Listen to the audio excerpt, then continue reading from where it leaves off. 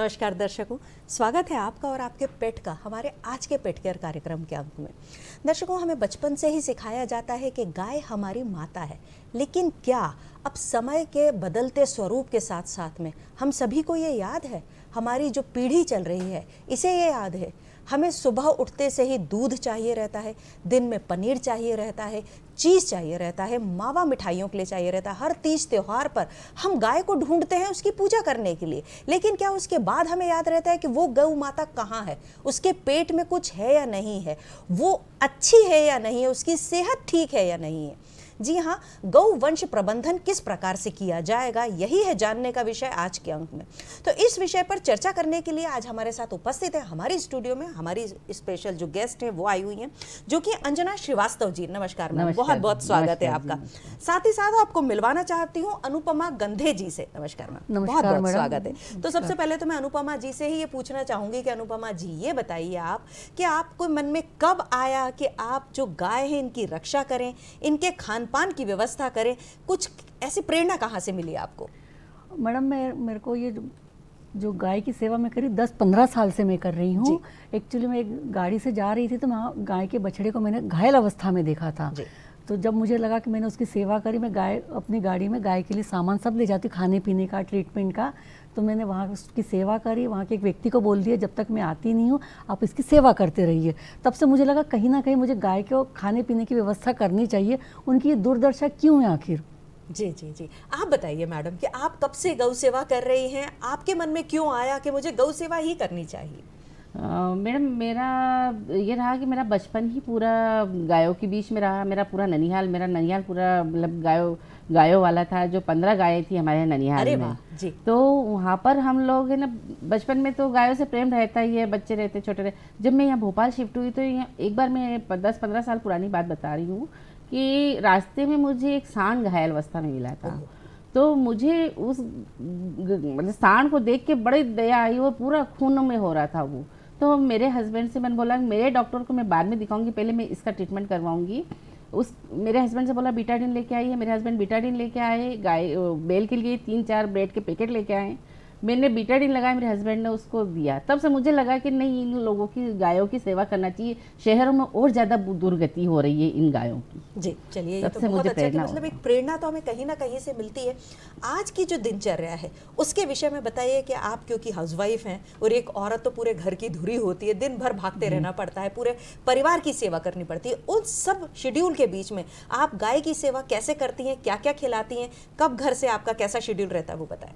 मैं सुबह जल्दी उठती हूँ और मैं अपने डॉगी को भी घुमाने ले जाती हूँ। उस समय मुझे गायें बहुत मिल जाती है सुबह के टाइम पर।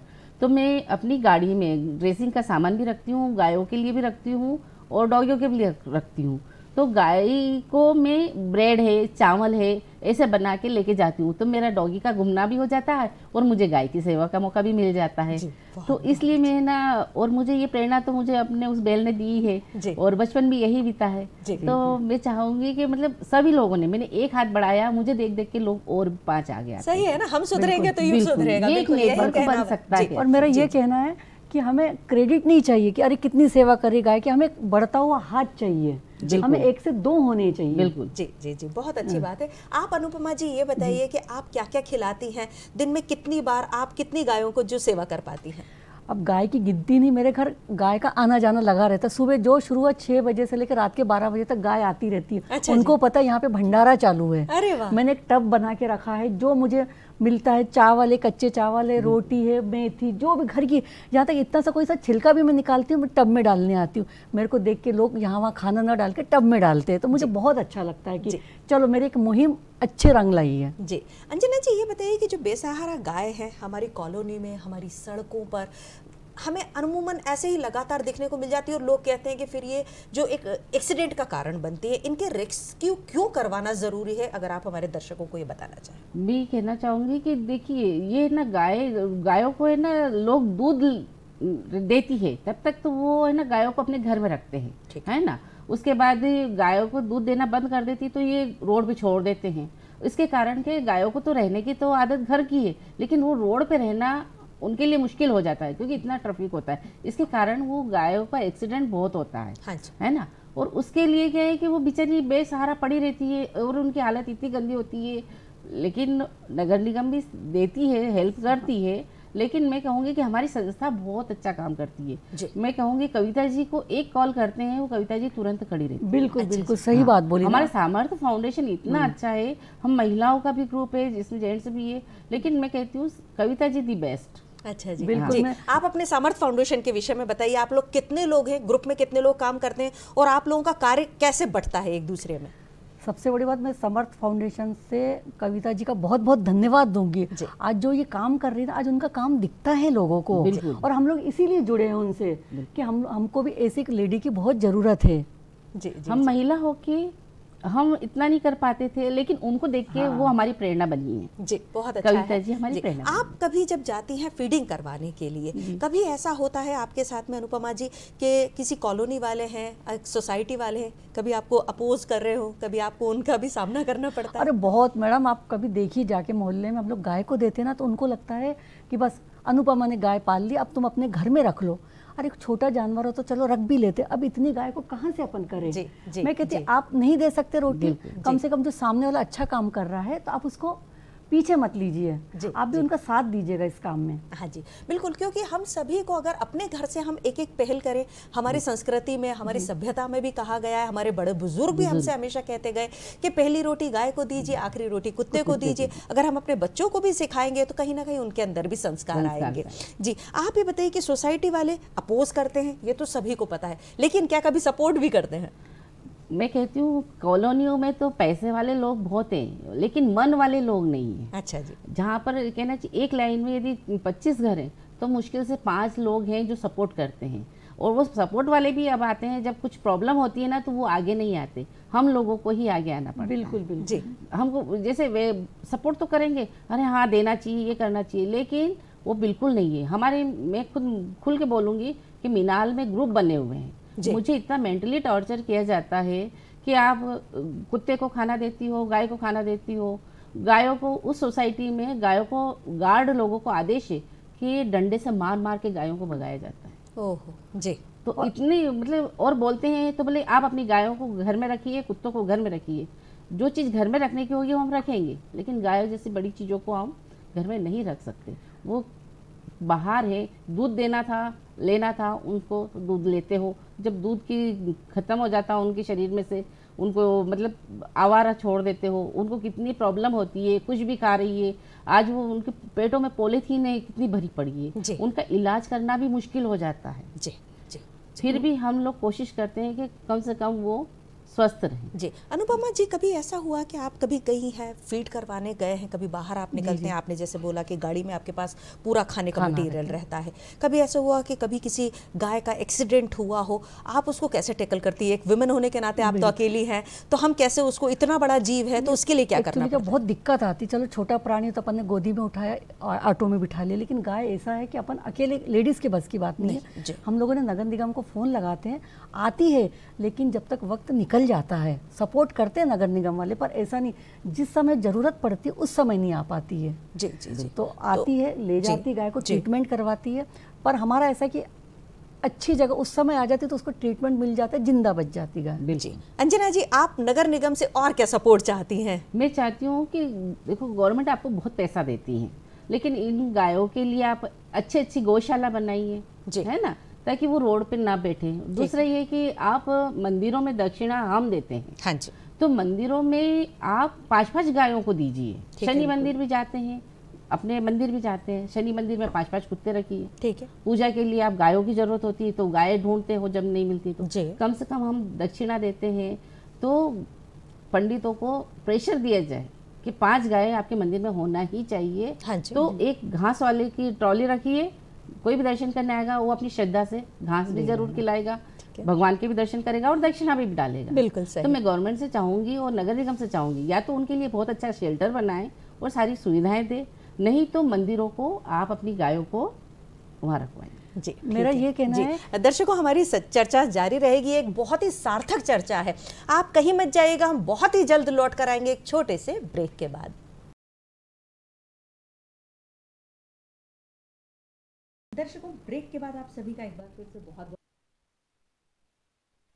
रहे हैं कि किस प्रकार से हमारी जो गौ माता है उसकी रक्षा की जाए, गौ वंश की रक्षा किस प्रकार से की जाए, हमारे अंदर कैसे चेतना जागृत होनी चाहिए कि गाय हमारी माता है, हमारी संस्कृति हमें ये सिखाती है। तो चलिए इसी सार्थक चर्चा को आगे बढ़ाते हैं अंजना जी और अनुपमा जी के साथ में। अनुपमा जी, आपसे जो चर्चा कर रहे थे हम, कि आप कुछ बताना चाह रही थी कि हम नगर निगम से और क्या उम्मीदें कर सकते हैं उनसे, और क्या कुछ हम उनसे रिक्वेस्ट भी कर सकते हैं कि प्लीज आप हमारे लिए, हमारी गौ माता के लिए कीजिए। मेरा ये कहना है कि हर डिपार्टमेंट अगर अपना जिम्मेदारी से काम करता है तो हमें इतनी जद्दोजहद नहीं करनी पड़ेगी, चाहे नगर निगम हो चाहे सरकार हो। लेकिन मैं एक बात कहना चाहूँगी, आज जो गाय कॉलोनी में आई है वो शायद मुझे लगता है कि हम लोगों की वजह से, क्योंकि हर जगह तो मकान बना ली है। बिल्कुल, हमने उनके घर पर जब कब्जा कर लिया है तो वो कहाँ जाएंगी? तो आज वो हमारे घरों में आ गई है, हमारे घरों, वो फ्लैट में आ गई है, हमारी सोसाइटी में आ गई, उनका दोष नहीं है, तो बेचारी कहाँ जाएगी? तो मैं तो सरकार से ये कहूँगी, हर या तो 10 किलोमीटर की दूरी पे ऐसा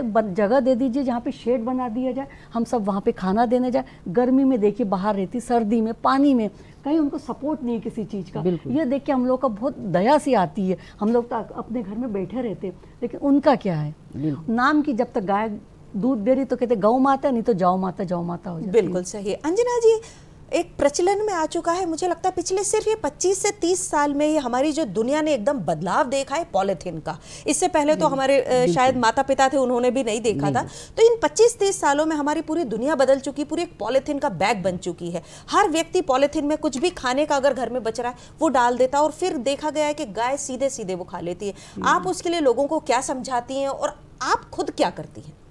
देखिए, मैं तो सबसे पहले मेरे घर का जो सब्जियों का वेस्ट होता है तो, और सीजनली फ्रूट भी होते हैं, तो मैं अपनी गाय को पहले कागज में लेके जाती हूँ। अच्छा जी। कागज में देती हूँ, और अपनी गाड़ी में भी जो सामान रखती हूँ, एक टब रखती हूँ, उस टब को भी साफ करके फिर दूसरी बार उनको खाना देती हूँ। अरे वाह जी। गाय को, क्योंकि अमूमन तो देखा गया है ना कि हम गए और हमने जमीन पर ही डाल दिया, धूल में डाल दिया, सड़क पर डाल दिया जी। तो हम चाहेंगे कि अपन अच्छा खाना पसंद करते हैं, अपन कंकड़ पत्थर वाला नहीं खाना पसंद करते हैं जी, तो क्यों अपन दूसरों जानवरों को भी खिलाएं? तो हम तो चाहेंगे कि गाय के लिए आप है ना यूज एंड थ्रो वाली प्लेटें यूज करो, उस पे रखिए, और गाय को है ना मतलब अच्छी चीजें खिलाओ ना, क्यों गंदी चीजें खिला रहे हो। और दूसरा रहा पॉलीथीन का, तो मैं सबसे यही बोलूंगी कि पॉलीथीन आप उनको जहर खिलाए, स्लो पॉइजन खिला रहे हो, तो आप स्लो पॉइजन ना खिलाओ। यदि खिलाना ही है तो अच्छी चीजें खिलाओ ना। आप उनको खिला के उनका पेट बड़ा कर रहे हो, उनको ट्रीटमेंट करवाना बहुत मुश्किल हो जाता है, पेट हेवी हो जाता है,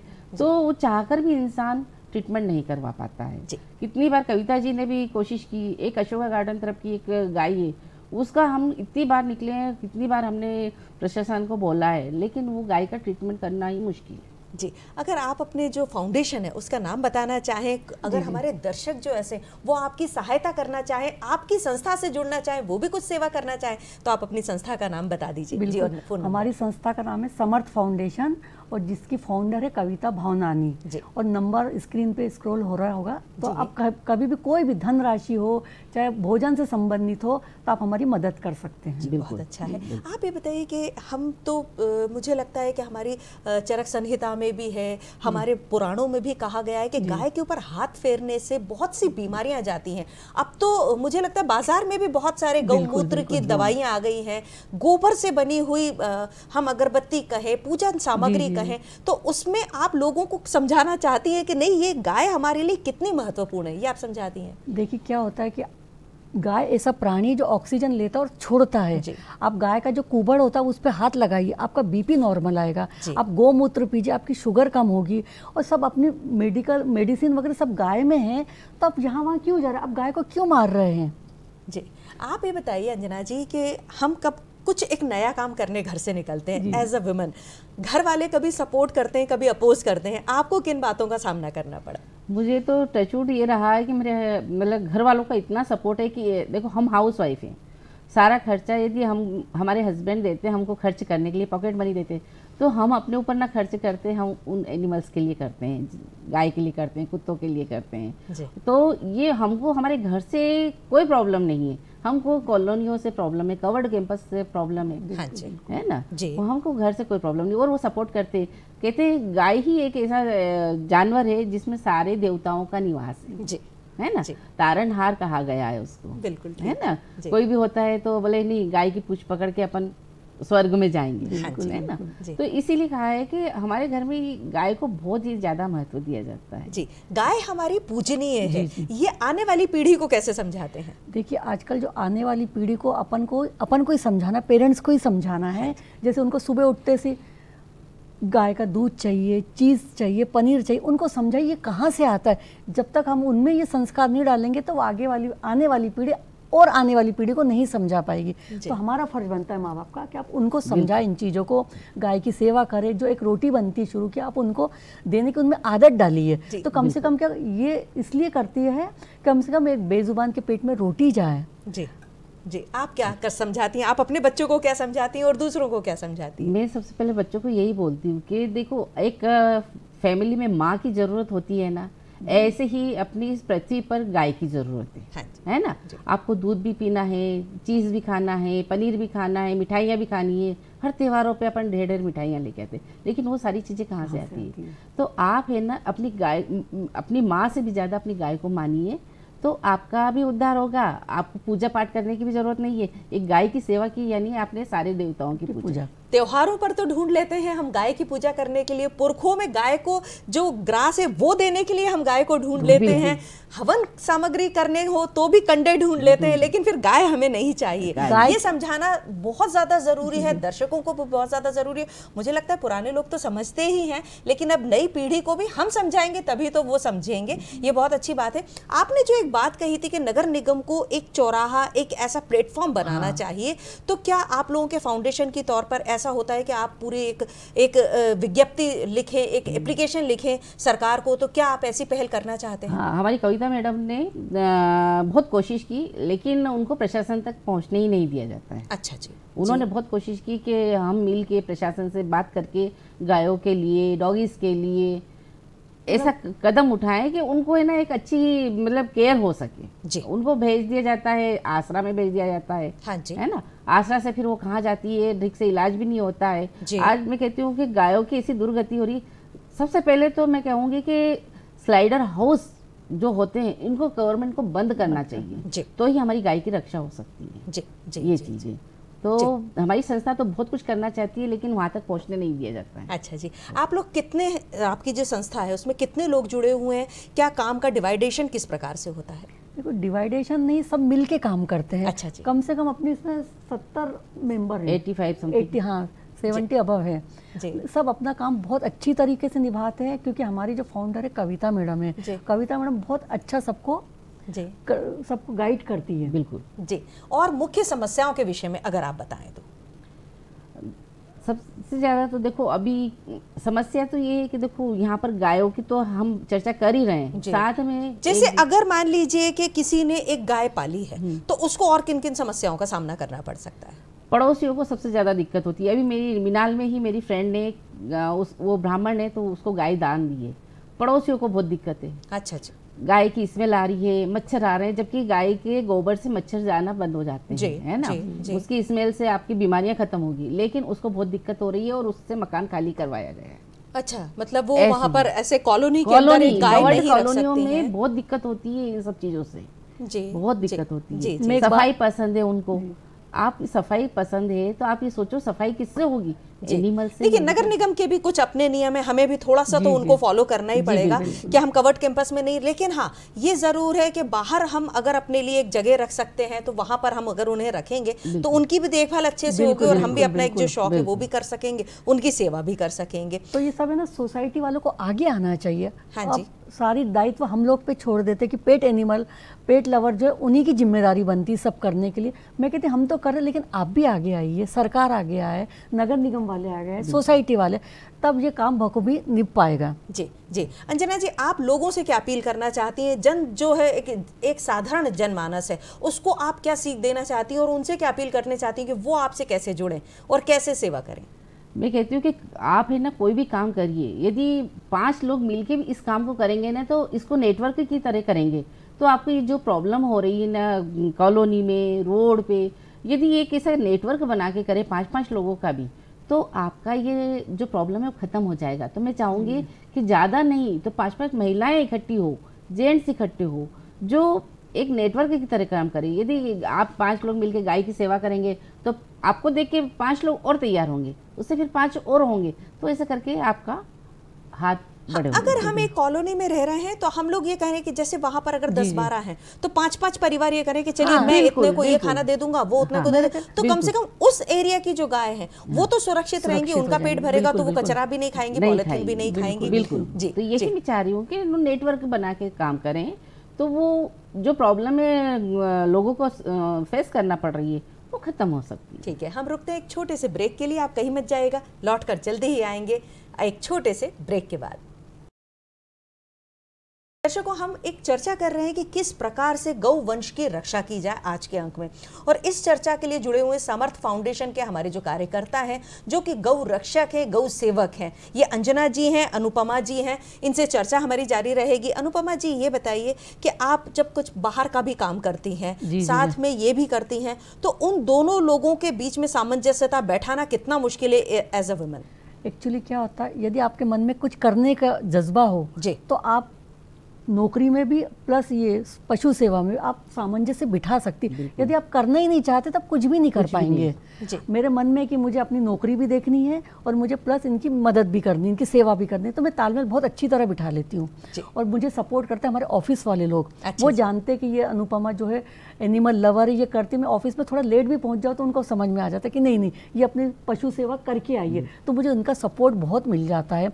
मैं वर्मा लॉ चेंबर में इनकम टैक्स के रिटर्न का काम करती हूँ और मैं उनको धन्यवाद जरूर कहूँगी। हमारे दोनों सर, एक संजय सर है और के वर्मा सर, बहुत सपोर्ट करते हैं इन चीज़ों में। आज जो मैं जो काम कर पा रही हूँ, जॉब कर पा रही हूँ, इनकी वजह से कर पा रही हूँ। जी, बहुत अच्छा है कि हम अगर कुछ नेक काज कर रहे हैं तो कुछ किसी का तो सपोर्ट हमें मिले और वो हमें समझ रहे हैं कि हम एक नेक काज कर रहे हैं। आप ये बताइए अंजना जी कि जो ये फंड है, इसको कैसे आप खुद के घर से मैनेज करते हैं? फंड की व्यवस्था कैसे होती है? देखिए, हम तो फंड तो ना हमारा कहीं किसी से मतलब आता नहीं है, सब अपनी अपनी पॉकेट मनी से लेते हैं या हम ग्रुप में इकट्ठा करते हैं, है ना। तो ये हमारा फंड वैसे ही हो जाता है, बाकी गवर्नमेंट से हमको कोई सुविधा नहीं है। ठीक है जी, और हम हमारी जेब का ही खर्च करते हैं। हम लोग तो चाहते हैं कि हम लोग से और लोग जुड़े, हमको फंड दे, हम ताकि हम जाके आगे शेल्टर बनाने की हम लोग सोच रहे हैं कि शेल्टर बने। जितने भी कोई कहता है ना गाय उठा के ले जाओ, कुछ हमारा इतना बस चले, हम सबको उठा के उस शेल्टर में ले जाए, पर हम लोग को कोई व्यवस्था मिलनी चाहिए। चलते चलते अगर आप कुछ हमारे दर्शकों से अपील करना चाहें? मैं तो ये कहूँगी कि मैं कुछ संदेश देना नहीं चाहती, लेकिन हाथ जोड़ के विनती करती हूँ, प्लीज़ गाय को डंडे पत्थर कुछ ना मारे। वो भी भगवान ने अपन को जैसे पैदा किया है, वो जानवर भी उनका एक हिस्सा है। प्लीज़ आप उनको एक रोटी अगर नहीं दे सकते बिल्कुल मत दीजिए, लेकिन मारने का आपको हक नहीं बनता है। और सबसे ज़्यादा जो डंडे मारते हैं, बुरा लगेगा मुझे कहते हुए, बुजुर्गों के हाथ में डंडे और पत्थर ज़्यादा रहते हैं। मैं ये कहती कि ऊपर जाने की उम्र है आपकी, अच्छे कर्म कर लो। जब मरने पे आते तो गौदान करते, गाय पे हाथ फिराते, ये कहाँ की नीति है? जी, आप क्या कहना चाहेंगे हमारे दर्शकों? मैं भी यही कहना चाहूँगी कि या तो आप कवर्ड कैंपस बनाओ, तो एक ऐसे एनिमल्स के लिए ऐसी जगह बना के दो। आप बच्चों के लिए तो पार्क बना के देते हैं, है ना, और अच्छा मतलब लॉफिंग क्लब बना के देते हैं, सब कुछ बना के देते हैं। इंसान के लिए तो आपने सुविधा कर दी, लेकिन किसकी जगह छुड़ा के करिए? आपने जानवरों की जगह छुड़ा के आपने उनकी सुविधा करी। तो आपका हक है कि आप उनके लिए भी एक पार्क बनाइए, उनके लिए भी एक शेल्टर बनाइए। तो आप जितना इधर से कमा रहे हो ना, भगवान आपको उतनी दुआ उससे देगा। ठीक है, मैं चाहूंगी कि आप एक बहुत अच्छी सार्थक चर्चा रही। हम गौ माता को अपना जो जीवन, जो हमें जीवन देती है, उसका जीवन बचाने के लिए हमें आगे आना चाहिए। अगले अंक में फिर होगी मुलाकात हर शनिवार को शाम 6 बजे। आप देखना ना भूलिए पेट केयर का अंक। अगले शनिवार फिर मैं उपस्थित होंगी एक नए विषय के साथ में। तब तक के लिए आगे दीजिए, नमस्कार।